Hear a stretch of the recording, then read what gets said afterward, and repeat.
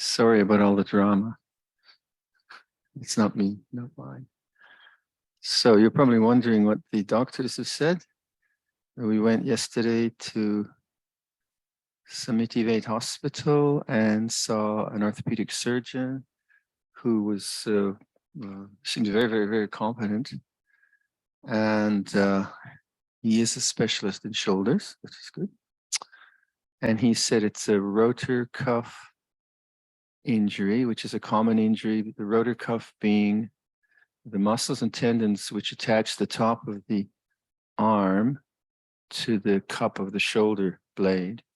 It's very shallow. So from the x-rays, he could see that it was already deteriorated from old age and use. So just from the shadows and light of the bone. And so he suggested an MRI was the only way to really know what the injury is.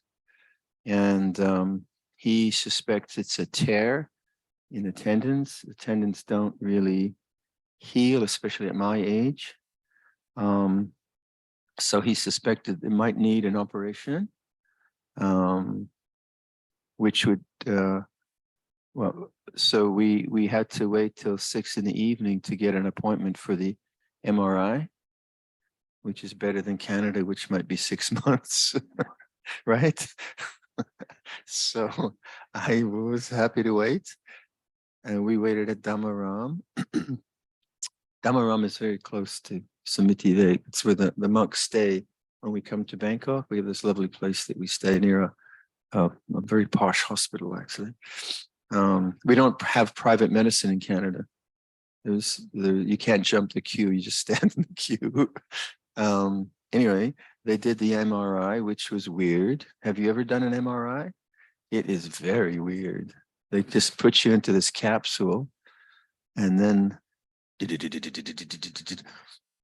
so that was an interesting exercise in awareness, because actually I hate caves. I love heights. So I have a tendency to be claustrophobic as opposed to anyway, the other one. But I kind of know my mind. So I was like, okay, let's see what this will do to the mind, this kind of experience. And I could see the mind wanting to go to fear because that is its sort of habit around tight spaces. But just staying with the breath, it had no chance. And then I saw my mind trying to create fantasies of probably from the sanya of old horror movies, like being buried in a coffin alive. And it's how sanya works. And then it's very hot. And then the voice would say, the next scan will be 4 minutes. And what was interesting was the electronic sounds changed in pitch and variation and so on, but it always sort of morphed into some kind of weird human voice. See how perception works. It kind of interprets but all the time, just in breath feels this way, and the out breath feels this way. So it was an experience, but I could see how if you're frightened of that kind of thing and you have no refuge in awareness, it's very difficult. In any case, so the doctor said he'd phoned this morning, and that's why Yom Pung isn't here on this session, because she's at the phone. So I should find out today what he determines, and if I need an operation, I'll do it here before I go back to Canada. Because in Canada, it'll be a few years. The Canadians are laughing. And so the difficulty with the shoulder operation, that the rehabilitation time is very long. So I think you're kind of immobilized. What did he say? Like for 3-4 weeks or 3 months even almost. And then you start to do physiotherapy. So full rehabilitation is 7 months, 8 months. So I can't do my weaving. Oh. Then my first thing, I thought, how am I going to do my handwork, my craft work? But that's okay. So, but it's an interesting injury because no pain right now. But if I just lift my arm this much, it's a strange, strange injury. You kind of think, well, there's nothing happening, but Yom Tanat Yusa, you just have to keep your arm down, right? But that doesn't not very good for mobility. So I can do that, no problem. I won't show you what I can't do. I don't need to do that. So my apologies for the drama, but I had a trauma. So back to the retreat. Oh, and one of the really fun things of this trip to Bangkok was that Kuba P has never been to Bangkok. So I was just watching his face.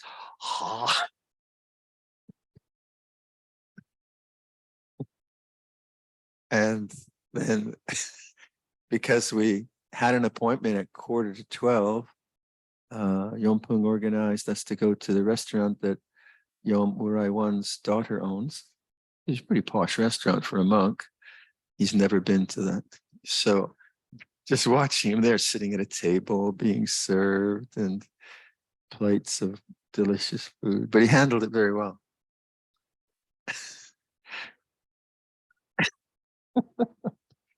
And then the final piece was, he loves idioms.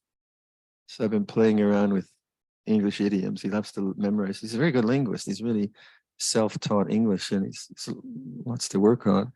So I said, no, when we're coming back along this road, we might find some of the yogis in the local karaoke bar. That's you. And if we do, then you use the idiom, when the cat's away, the mice will play. This cat's away, mice will play. That was fun. Anyway, it was an okay trip. Anyway, back to the retreat. Once I think the last talk I talked about was like, there's obviously some part of our spiritual life where we just have to sort out the kind of a lot of the negative habits that for some reason we must witness. We have no choice. Our fears, our angers, the pettiness and all that. And it's no one's fault, really. Like, let's say the going into that MRI, the tendency to go to fear wasn't my fault. I don't do that. It's just that stream of consciousness operates that way. And that is my laboratory. My stream of consciousness, another person might have been really blissed out. I wasn't really suffering, but you could see the emotional world was moving. So, if you think in terms of dependent origination and anatta, you can see obviously with this as condition, this kind of bizarre being shoved into a metal tube is going to produce some kind of physical, perceptual, emotional result. It's just this nature, isn't it? There's nothing right or wrong. So whether it's pleasant or unpleasant, it's not my, do I have control over it? Well, where I have control is where I let it go.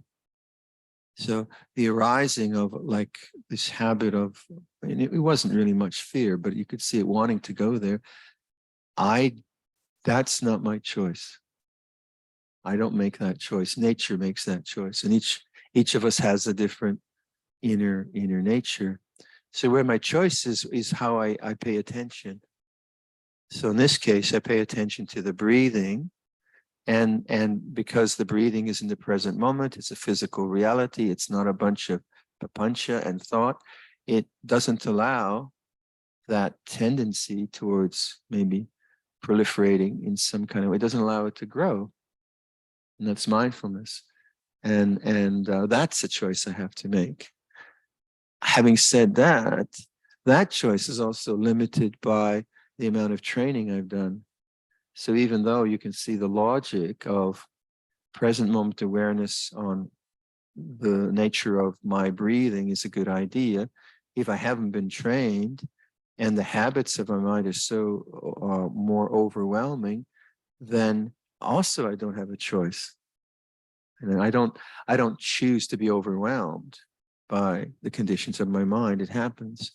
So the training that we are involved in is very much, again, trusting in awareness. And just even if it's a million times a retreat, it's like this, it's like this, it's like this. And trust, or I guess saddha, we would say faith, not faith in a cultural kind of I am a Buddhist, I'm not a Christian, or that's okay. That gives you a sort of social definition, a cultural definition. But beyond that, what do you trust, let's say existentially, in your existence, in your moment to moment being a human being? What do you really trust in? Do you trust in desire? Do you trust in fear? Or do you trust in awareness of fear as an object, awareness of desire as an object? And that's what we're doing on a retreat or in ordinary life. We're returning to that basis of saddha.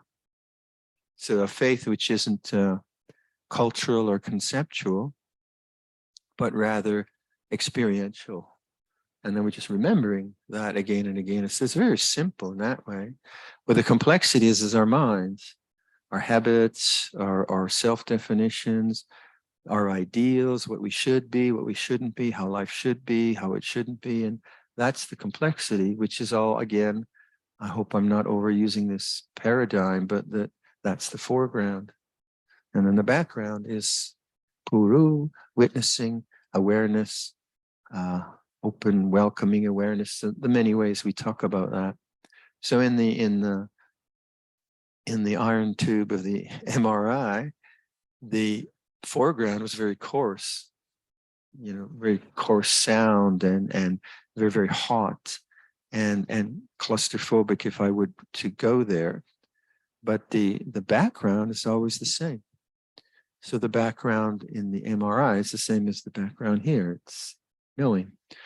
And obviously, if our life of self-understanding is going to be significant, it can't just be in the quietness of a situation.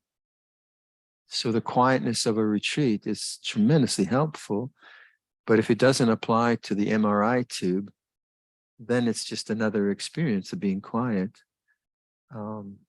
So what we're trying to always remember is there is something which is more quiet than quiet. If you know what I mean. There's something in me which is more silent than the quietness of this room, because that silence of awareness and knowing the way things are is something that's portable, because it never ceases, it never comes, it never goes. And so there it is again in the MRI, because it never left, it never went anywhere. The quietness of the room and the retreat left, yeah, it has to. So hence we're always emphasizing in each Dukkanatta, don't trust in the quietness of something that might change, but try to create a lifestyle where you can have quietness. So we're not dismissing it. So monasteries are very, very quiet places, and I love it. I love it for that. When I first went to Bangkok as a young samanera or a young bhikkhu, I freaked out because I'd been at Wat Pah Pong maybe like a year or something. I forget. I had to go down to Bangkok for probably a visa. I can't remember. And the bombardment of Bangkok, all the noise and sounds and people and things, I just ran back to the monastery. Help! I can't do this. Because in the spiritual life, you're actually becoming very sensitive, and you're really opening up, and you're witnessing whatever's going on, and that openness is very, very important. But then, when that openness is allowed to flower in the quietness of a monastery, you feel safe, you feel very, very open. But when there isn't a lot of strength in that open awareness, then when things trigger your tendencies to defilements, fears and desires come up, and you can get, whoa, this is worse than it was before. So I imagine urban culture, you'd have to probably maybe close down your senses to a certain extent, which would be not the same as being open. So what we try to practice is sense restraint. So then being a young monk walking through Bangkok, I would say, no, no, no, keep your eyes down. Just look where you're going. And then my mom, oh, no, no, back on the ground. And I had to do that because there was still a lot of lost, a lot of fears, and there was a lot of habits of mind which could get very, very easily triggered. Again, it wasn't my fault, but it was certainly my karma, and that was what I had to experience. And so Luangpor Cha, he saw that, and he saw that, well, no, stay in the monastery, get your strength. But then when we went to London, another big city, a city that speaks English, Luangpor Cha, Luangpor Sumedho, I think Ajahn Viradhammo, this was about a couple of weeks before I arrived in 1977. I was in Toronto, but they were on Pindapad. You've heard this story, but it's a kind of good story in this context. And they were walking towards the vihara, and a skinhead came up to them and looked really, really rough and started to make gestures of violence towards Luangpor Cha, racist and insulting. And so you get the picture. There's Luangpor Cha, 5'2". There's Ajahn Sumedho, 6'2", and there's Venerable Viradhammo, 5'7", in brown robes, carrying big alms bowls. And Luangpor Sumedho said, if that guy had even moved closer to Luangpor Cha, he would have hit him with his alms bowl. He's going to do him in. But so there was that altercation. Nothing really happened. And then we got back to the Hampstead Vihara, and just before going into the door, Luangpor Cha turns to Luangpor Sumedho and says, oh, they teach you very well here. So we made a stay. And so he didn't see that as a problem. He didn't see that the silence and protection of a monastery was a problem. So I can see it both ways. Like if I hadn't had a chance to be in a monastery and get that kind of grounding, then just the worldly dharmas could be maybe overwhelming. But then having a basis of silence and stillness, then one can see one's reactions and not react and make the choices of mindfulness. So if you're very idealistic, then your reactions to life, you might feel you shouldn't react that way, but your reactions aren't premeditated. They're habitual. You don't react because you kind of want to react. There are the reactions. So the choice is really, oh, a reaction feels this way. That's the constant choice you're making. And being reasonable about that. The unreasonableness of idealism is that you should be something that you're not, some perfection of emotion, but it's not that way. So you kind of let go of the idealism and see that your faith isn't in an ideal of being a perfect Buddhist or being a perfect monk or being a perfect mother or being perfect whatever. But it's in the faith is in the aware mind. Okay, the reaction right now is not very pretty, but it's like this, and then it can't go anywhere. It can't really run anywhere because there's no thinking process fueling it. It only runs like this. As an example, the MRI thing. Obviously, because I understand the mind pretty good now, the tendency towards maybe fear is vipaka karma.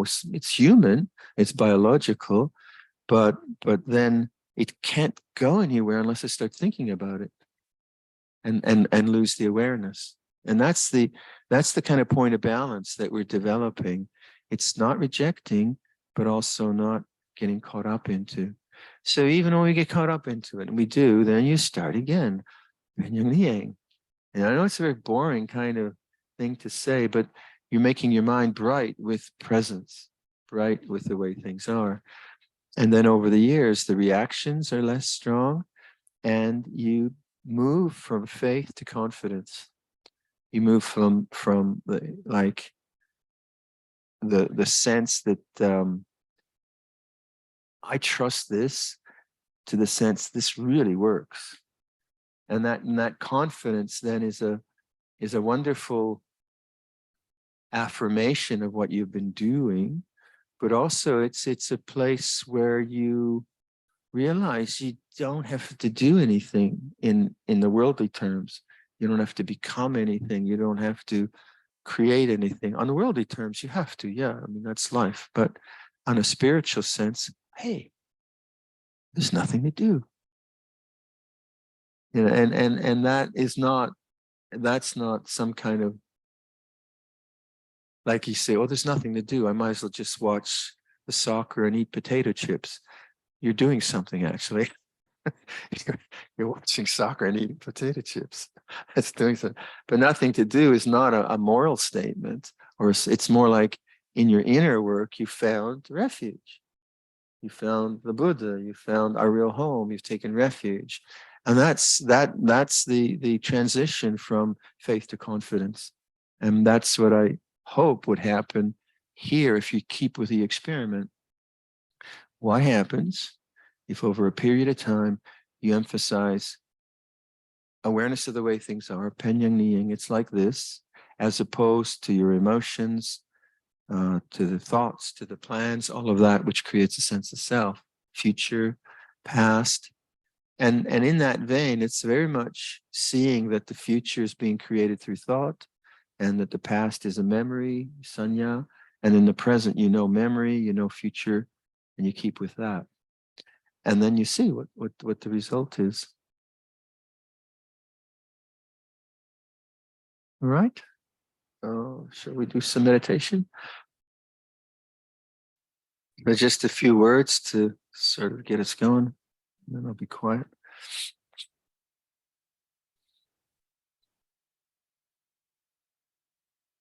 Establishing the trust and awareness. So as I've been using sound, listening, and after saying the word listening, noticing the silence of attention,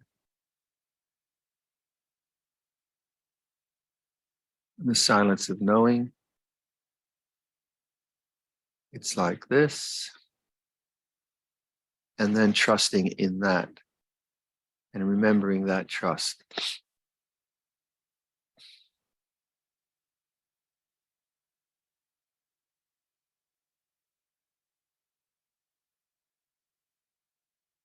Then using the language of contemplation of mindfulness or awareness itself. So the idea of space, that sound is in awareness.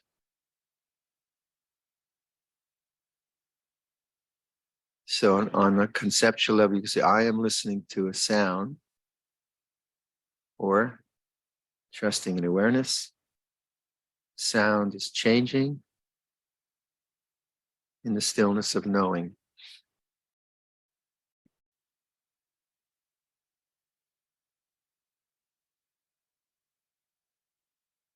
Now, there's no need to think about that, because if you're thinking about it, then you're not really trusting in awareness, you're trusting in thought. So the silence, so knowing, there's change, and there's still knowing.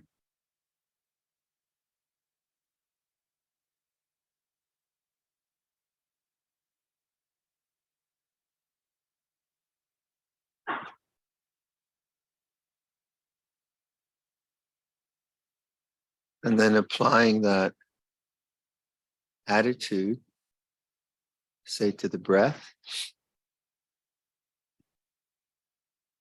So you welcome the feeling of breathing.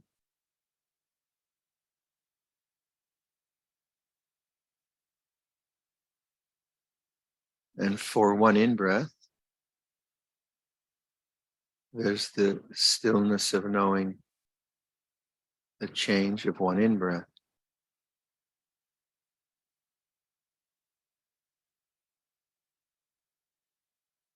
So there's no need for tension, no holding. Mind's just very open. And within the openness of that space, there's an in-breath and there's an out-breath. And if you get sleepy, you just play around with making the breath longer.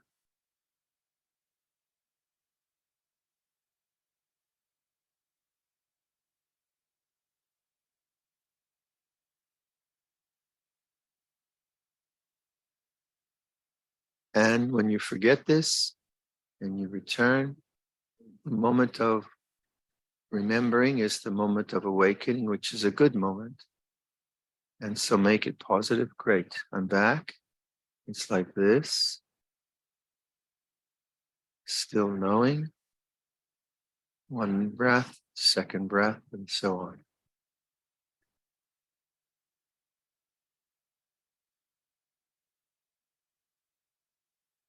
So let's sit quietly with that.